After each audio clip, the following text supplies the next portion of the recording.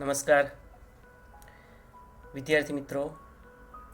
ધોરણ 12 કોમર્સ વિષય વાણિજ્ય વ્યવસ્થા અને સંચાલનમાં આપણે અત્યારે ચોથું ચેપ્ટર શરૂ કરેલ છે અને ગયા વિડીયો સુધીમાં તમે વ્યવસ્થા તંત્રની રચનાના જે તબક્કા છે એ ભણ્યા છો. આ પ્રકરણમાંથી અગાઉ આપણે વાત થઈ એ પ્રમાણે 5 માર્ક્સનો પ્રશ્ન ફરજિયાત પૂછાય છે ત્યારે વ્યવસ્થા તંત્રની રચનાના તબક્કા એ એક અગત્યનો 5 માર્કનો પ્રશ્ન છે. તદુપરાંત આપણે જે કન્ટેન્ટ અત્યાર સુધી ભણ્યા છે એ છે વ્યવસ્થા તંત્ર એટલે શું અને વ્યવસ્થા તંત્રના લક્ષણો. આ બે પ્રશ્નો 5-5 માર્ક્સના હતા. વિદ્યાર્થી મિત્રો, હવે આપણે અહીંયા જુદા જુદા પ્રકારોની ચર્ચા કરવાની છે, માળખાની ચર્ચા કરવાની છે. There are various structures of an organizations. વ્યવસ્થા તંત્રના જુદા જુદા માળખાઓ છે. એ પૈકીના 5 માળખાઓ, એના પ્રકારો આપણે અહીંયા હવે 1 by 1 જોઈશું. વ્યવસ્થા તંત્ર એટલે શું? Let me revise. સમાન ધ્યેય સિદ્ધ કરવા માટે પ્રવૃત્ત થયેલ વ્યક્તિઓ વચ્ચે સત્તા અને જવાબદારીની વહેંચણી કરતું માળખું એટલે વ્યવસ્થા તંત્ર. એ આપણે જાણીએ છીએ. અગત્યનો પ્રશ્ન એ છે કે સંચાલનમાં સૌથી પહેલું સોપાન છે આયોજન, અને આયોજન પછીનું સોપાન એટલે વ્યવસ્થા તંત્ર અથવા પ્રબંધ. તો પ્રબંધની અંદર શું થાય? આયોજનમાં લેવાયેલા નિર્ણયોનો અમલ કરવા માટે જે વ્યક્તિઓ કામ કરી રહી છે એ તમામ વ્યક્તિઓને એમની લાયકાત, એમની યોગ્યતા, એમના અનુભવ, કુશળતા, નિપુણતા, હોશિયારીને આધારે આપણે સત્તા આપવાની છે અને સાથે સાથે એની જવાબદારી નિશ્ચિત કરવાની છે. તો આ કાર્ય એટલે પ્રબંધ. વ્યવસ્થા તંત્રને પ્રબંધ પણ કહેવાય. અમેરિકાના એક સફળ ઉદ્યોગપતિએ વ્યવસ્થા તંત્રના અનુસંધાનમાં જબરજસ્ત એક કોટેશન આપ્યું છે. એમને કહ્યું છે કે ચાહો તો અમારા કારખાના લઈ લો, અમારા નાણાંના સાધનો લઈ લો, અમારા વાહન વ્યવહારના સાધનો લઈ લો, ફક્ત અમારી પાસે અમારું કાર્યક્ષમ વ્યવસ્થા તંત્ર રહેવા દો, અમે ફરી પાછા ટૂંક સમયમાં પગભર થઈ ગયા હોઈશું. If you wish, take our finance, take our transportation avenue, take our factories and assets, but leave us with our efficient organization and we will back in short period of time. બહુ સરસ Andrew Carnegie નામના American એક ઇન્ડસ્ટ્રીયાલિસ્ટે કહ્યું છે. આ એ જ દર્શાવે છે what is the importance of organization in recent era. વર્તમાન સમયમાં વ્યવસ્થા તંત્રનું શું મહત્વ છે. હવે કોઈપણ સંચાલનની સફળતાનો આધાર કાર્યદક્ષ વ્યવસ્થા તંત્ર પર રહેલો છે. તો વિદ્યાર્થી મિત્રો, આપણે અહીંયા આજના આ પીરિયડમાં જુદા જુદા માળખા, જુદા જુદા પ્રકારોનો અભ્યાસ કરીએ છીએ ત્યારે અસરકારક સંચાલન માટે આદર્શ વ્યવસ્થા તંત્ર હોવું જોઈએ. વ્યવસ્થા તંત્રનું માળખું એ એના પ્રકારો દર્શાવે છે. પ્રકારો શેને આધારે નક્કી થાય? અંડરલાઇન કરજો. બી વિભાગનો 1 માર્કનો પ્રશ્ન. એકમનું સ્વરૂપ એટલે કે એકમ કયા સ્વરૂપનું છે? તે ઉત્પાદન કરે છે, તે ફક્ત વેપારી પ્રવૃત્તિ કરે છે, તે ફક્ત સેવા આપે છે, કયા સ્વરૂપનું છે એને આધારે પ્રબંધ નક્કી થાય. ત્યાર પછી કદ, નાનું કદ છે, મધ્યમ છે, મોટું કદ છે. ત્યાર પછી જવાબદારી, એને આધારે વિભાગીકરણ થાય છે અને વિભાગીકરણને આધારે વ્યવસ્થા તંત્રનો પ્રકાર નક્કી થાય છે. વિદ્યાર્થી મિત્રો, અહીં 5 પ્રકારોની યાદી આપેલી છે, તમે સ્ક્રીન ઉપર જોઈ શકો છો. પહેલું લિનિયર ઓર્ગેનાઇઝેશન એટલે કે રૈખિક વ્યવસ્થા તંત્ર. બીજું કાર્યાનુસાર વ્યવસ્થા તંત્ર એટલે કે ફંક્શનલ ઓર્ગેનાઇઝેશન.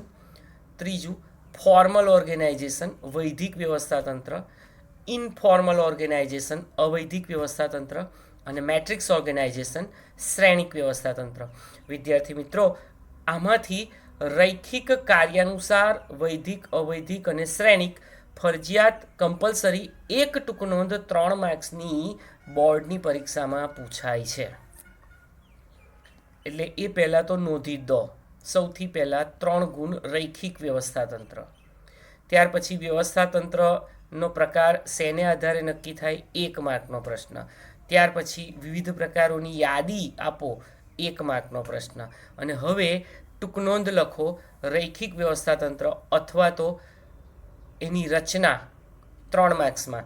કેટલીક વખત એવું પણ બને મિત્રો, ફક્ત આકૃતિ પૂછે 2 માર્ક્સમાં સી વિભાગમાં. એટલે આકૃતિ અહીંયા આપણે એડિટિંગ કરેલી છે, પાઠ્યપુસ્તકમાં જે આકૃતિ આપેલી છે એનામાં આપણે એક ત્રિકોણ એડ કર્યો છે, સપાટીઓ કલરફુલ પાડી અને જુદી બનાવેલી છે.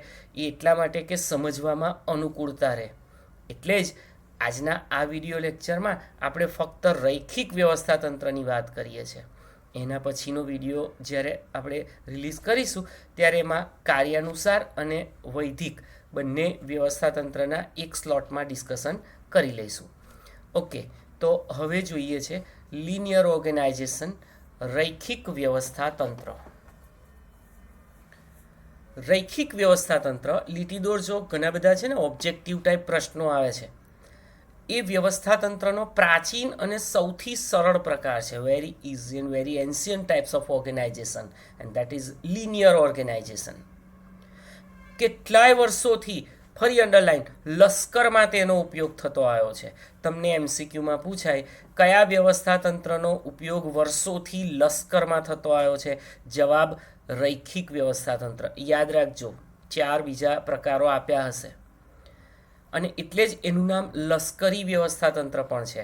એટલે કે આર્મી હોય તો એ આર્મી આ વ્યવસ્થાતંત્રનો ઉપયોગ કરે છે કે એના ઉપરી તરત જ કોઈ પણ અધિકારી કે લશ્કરી કમાન્ડિંગ ઓફિસર એના સુપિરિયર એટલે કે ઉપરીને જવાબદાર હોય છે.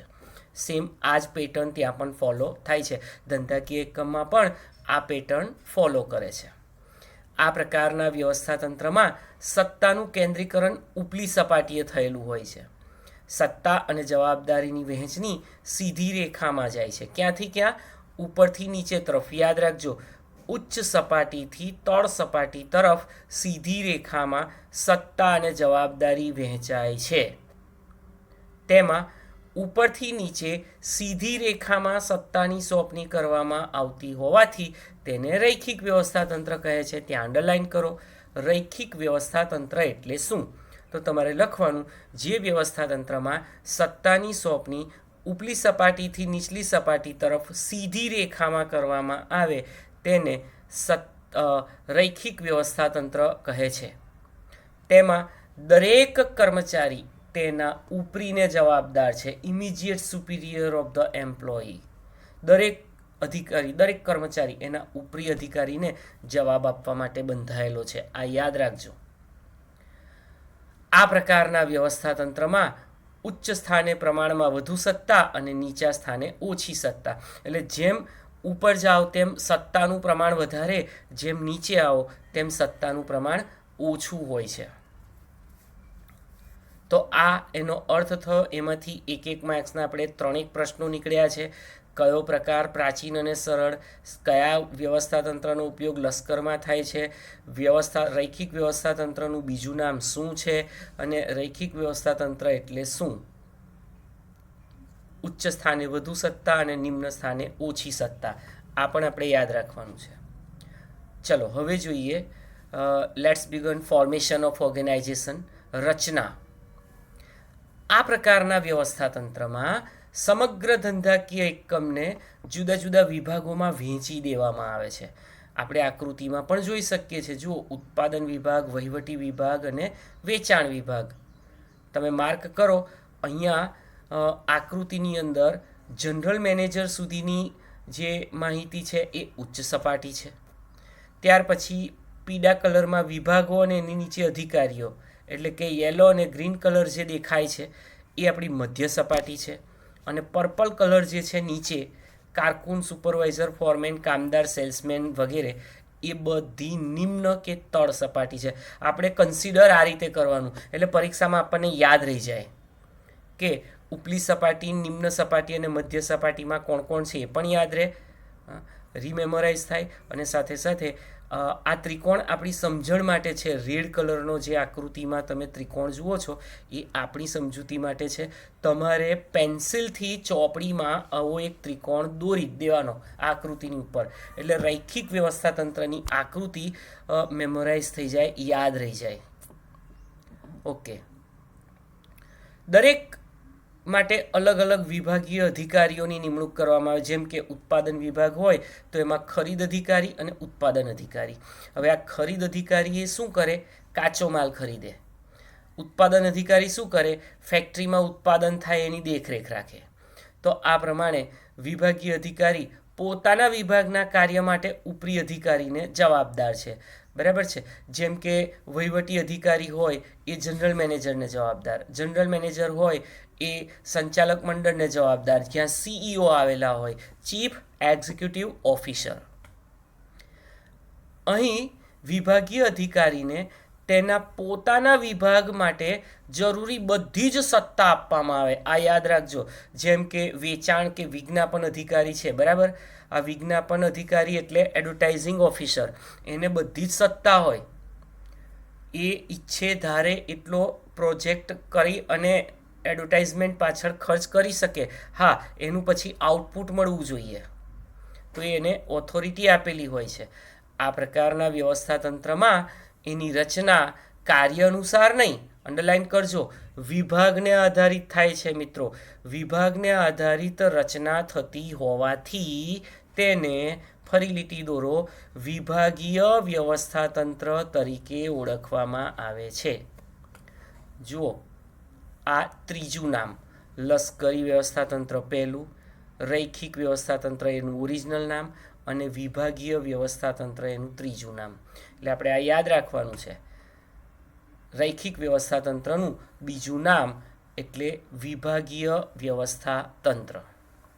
તો આ એની રચના અંતર્ગત આકૃતિ, જ્યારે 3 માર્ક્સમાં રચના પૂછાય તો આકૃતિ પણ દોરવાની છે, બરાબર છે. કેટલીક વખતે 5 માર્કમાં પણ પૂછાઈ જાય. તો અર્થનો પેરેગ્રાફ, રચના અને આકૃતિ સાથે 5 માર્ક્સ થઈ જતા હોય છે. 2 માર્ક્સની આકૃતિ, રચનાના 2 માર્ક્સ અને 1 માર્ક્સનો અર્થ 5 માર્ક્સ. એવી રીતે પણ થાય. આકૃતિ સહિતની ટૂંકનોંધ પૂછાય તો 2 માર્ક્સની આકૃતિને 1 માર્ક્સની નોંધ, અથવા 2 માર્ક્સની નોંધને 1 માર્ક્સની આકૃતિ, એવું બાયફર્કેશન હોય છે. ચલો, હવે તમને આકૃતિ સમજાવું છું. આકૃતિમાં જુઓ, સૌથી ઉપર સંચાલક મંડળ છે, જેને આપણે બોર્ડ ઓફ ડિરેક્ટર્સ કહીએ. એમાં CEO પણ આવી ગયા. એની હાથ નીચે, એટલે તમે જુઓ એરો સીધો નીચે જાય છે, એમાં જનરલ મેનેજર છે. આ ઉપલી સપાટીની વાત થઈ. હવે આવ્યા મધ્ય સપાટી પર. ત્યાં 3 વિભાગો છે: ઉત્પાદન વિભાગ, વહીવટી વિભાગ અને વેચાણ વિભાગ. એ વિભાગોમાં 2 અધિકારીઓ કામ કરે છે, જે ગ્રીન કલરમાં બતાવ્યા છે. ખરીદ ઉત્પાદન અધિકારી એ ઉત્પાદન વિભાગમાં, વહીવટી અને હિસાબી અધિકારી એ વહીવટી વિભાગમાં, વેચાણ અને વિજ્ઞાપન એ વેચાણ વિભાગમાં. તો ત્યાંથી પણ એરો તમે જુઓ બરાબર નીચે જ જાય છે, એટલે તરતના ઉપરીને જવાબદાર છે. માટે આ તીર એ સીધી રેખામાં જાય છે. સીધી રેખામાં જતું હોવાથી એને રૈખિક વ્યવસ્થા તંત્ર કહે છે. તમે જો ઉત્પાદન વિભાગમાં પરચેઝ મેનેજર જે છે, પરચેઝિંગ મેનેજર, એમના હાથ નીચે કારકુન જે ક્લેરિકલ વર્ક કરે એ તળ સપાટીમાં. ઉત્પાદન અધિકારી કારખાનામાં સુપરવાઇઝર હોય, સુપરવાઇઝરના હાથ નીચે ફોરમેન અને કામદારો વર્કર્સ હોય, તો એ નિમ્ન સપાટી પર આવે. વહીવટીમાં કારકુન હોય, હિસાબમાં પણ ક્લેરિકલ વર્ક હોય એટલે કારકુન હોય. વેચાણ વિભાગમાં તમે જુઓ, વેચાણ અધિકારી છે ને, ત્યાં સેલ્સમેન લાગશે. કેમ સેલ્સમેન લાગશે? એને વેચક કહેવાય. એ લોકો ડોર ટુ ડોર સેલિંગ પણ કરે છે, એટલે વેચકોનો સમાવેશ. જ્યારે વિજ્ઞાપનમાં પાછા એમ્પ્લોયી ગણાશે, કર્મચારીઓ. એડવર્ટાઇઝિંગ ડિપાર્ટમેન્ટમાં નોકરી કરતા હોય તેવા. તો એ બધા જ તળ સપાટી. આ એક આખી કંપનીનું ઓર્ગેનાઇઝેશન છે, આખી કંપનીનું વ્યવસ્થા તંત્ર છે. વ્યવસ્થા તંત્રમાં સર્વોચ્ચ સત્તા ઉપર સંચાલક મંડળ પાસે હોય છે. આ લોકો નીતિ વિષયક નિર્ણયો લે. નીતિ વિષયક નિર્ણયો એટલે શું? નફામાં કેટલી વૃદ્ધિનો અંદાજ કરવો છે, બધા જ વિભાગના બજેટોને મંજૂર કરવાના છે, કર્મચારી કલ્યાણ ધારાનું પાલન કરવાનું છે, એ સિવાય મિનિમમ વેજીસ એક્ટનું પાલન કરવાનું, આ બધું ઉપરની સપાટીએ થતું હોય. તેમની પાસેથી જનરલ મેનેજર સત્તા મેળવે સીધી રેખામાં. જનરલ મેનેજર એટલે મેં તમને હમણાં જ આગળ કહ્યું, CEO, મુખ્ય વહીવટી અધિકારી, ચીફ એક્ઝિક્યુટિવ ઓફિસર, જે સંચાલક મંડળ દ્વારા લેવાયેલ નિર્ણયોનો અમલ પોતાના વિભાગના અધિકારીઓ પાસે કરાવડાવે છે. આપણે આકૃતિમાં જોયું, વ્યવસ્થાતંત્ર ઉત્પાદન, વેચાણ અને વહીવટ આમ 3 વિભાગમાં વહેંચાયેલું છે. દરેક વિભાગના મહત્વના કાર્યને આધારે ખરીદ, વેચાણ, ઉત્પાદન આવા અધિકારી નિમાય છે. પોતાના વિભાગ માટે તેઓ પૂર્ણ જવાબદાર છે, સંપૂર્ણ, totally responsible four on department. આ અધિકારીઓના હાથ નીચે સુપરવાઇઝર, ફોરમેન, કારકુન આવા લોકો કામ કરે. ફોરમેનના હાથ નીચે કામદારો કામ કરે. આ આકૃતિની સમજૂતી જ છે, રચના, ક્રિએશન, ફોર્મેશન. આમ રૈખિક વ્યવસ્થાતંત્રમાં સત્તા ઉચ્ચ સપાટીથી તળ સપાટી તરફ જાય છે. અને મિત્રો યાદ રાખજો, જવાબદારી તળ સપાટીથી ઉપલી સપાટી તરફ. એટલે અમુક કામ સોંપ્યું તો થયું તો કેટલું થયું, ના થયું તો કેમ ના થયું, આ બધાનો ઉત્તર હંમેશા નીચેથી ઉપર તરફ જાય. એટલે સત્તા કઈ બાજુથી કઈ બાજુ તરફ? ઉપલી સપાટીથી નીચલી સપાટી તરફ. જવાબદારી કઈ બાજુથી કઈ બાજુ તરફ? નીચલી સપાટીથી ઉપલી સપાટી તરફ. આ આપણે યાદ રાખવાનું. અને હવે છેલ્લી 2 લીટી છે ને, એ ખાસ અંડરલાઇન કરજો અને સાઈડ ઉપર 2 માર્ક લખી દો. જુઓ, buy 1 get much more free જેવી છે આ ટૂંકનો દાખી. ત્યાં અંડરલાઇન કરો. પહેલાં હું પ્રશ્ન બોલું. પ્રશ્ન એવો પૂછાય, રૈખિક વ્યવસ્થાતંત્ર ક્યાં અનુકૂળ છે? રૈખિક વ્યવસ્થાતંત્ર ક્યાં અનુકૂળ છે? જવાબ, જે ધંધાકીય એકમોમાં એકમનું કદ નાનું હોય, 1, કાર્યક્ષેત્ર મર્યાદિત હોય, 2, તેમજ અંકુશ અને શિસ્તના પ્રશ્નો ઓછા હોય, 4 શબ્દો. તે પ્રકારના એકમમાં રૈખિક વ્યવસ્થાતંત્ર અનુકૂળ છે. વિદ્યાર્થી મિત્રો, 4 શબ્દો યાદ રાખો અને 2 માર્ક મેળવો. કયા કયા 4 શબ્દો? કદ, કાર્યક્ષેત્ર, અંકુશ અને શિસ્ત. ફરી રિપીટ કરું, કદ, કાર્યક્ષેત્ર, અંકુશ અને શિસ્ત. પ્રશ્ન શું છે? રૈખિક વ્યવસ્થાતંત્ર ક્યાં અનુકૂળ છે? સી વિભાગ, 2 માર્ક. જવાબ, જે એકમનું કદ નાનું હોય અને કાર્યક્ષેત્ર મર્યાદિત હોય, તેમજ અંકુશ અને શિસ્તના પ્રશ્નો ઓછા હોય, તેવા પ્રકારના એકમોમાં આ વ્યવસ્થાતંત્ર વધુ અનુકૂળ છે. તો ત્યાં અંડરલાઇન કરી રાખજો. 2 માર્ક્સનો આ એક પ્રશ્ન ખૂબ જ અગત્યનો છે. આપ્યો હોય કે ના આપ્યો હોય સ્વાધ્યાયમાં, પરીક્ષામાં પૂછાયેલો છે. એટલે આની આપણે કાળજી રાખવાની છે.